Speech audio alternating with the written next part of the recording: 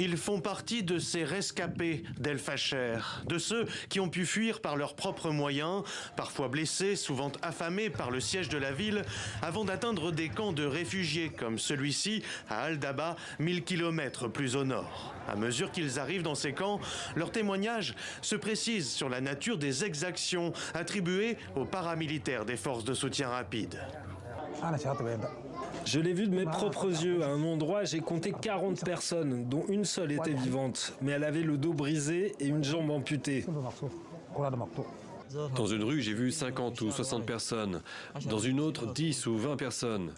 Et ils les tuent, pan, pan. Puis ils passent à la rue suivante et encore, pan, pan. C'est le massacre auquel j'ai assisté. Comme le raconte Moubarak, dès l'arrivée des forces de soutien rapide, les civils ont été pris pour cible.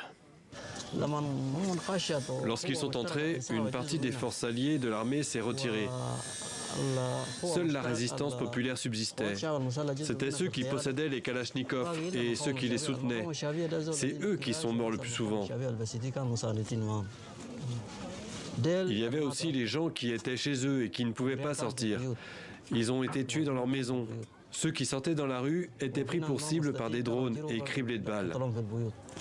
Sur les 71 000 personnes qui ont pu quitter El Fasher selon l'Organisation mondiale pour les migrations, environ 10 000 sont arrivés à Tawila ou dans l'ouest. Plusieurs milliers sont allés vers l'est, quand d'autres ont trouvé refuge dans le nord comme à Al-Daba. Mais le compte n'y est pas et les ONG s'inquiètent des milliers d'autres qui pour l'heure n'arrivent pas dans les camps de déplacés.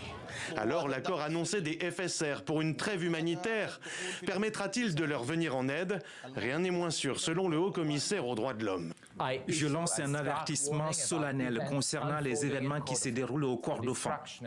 Rien n'indique une désescalade. Au contraire, l'évolution de la situation sur le terrain révèle des préparatifs manifestes en vue d'une intensification des hostilités. Les FSR ont en effet indiqué regrouper leurs forces sur une nouvelle ligne de front au Kordofan, région stratégique pour son pétrole et sa position entre la capitale Khartoum et le Darfour. Ce mardi, une attaque dans la ville d'El Obeid y a fait au moins 40 morts.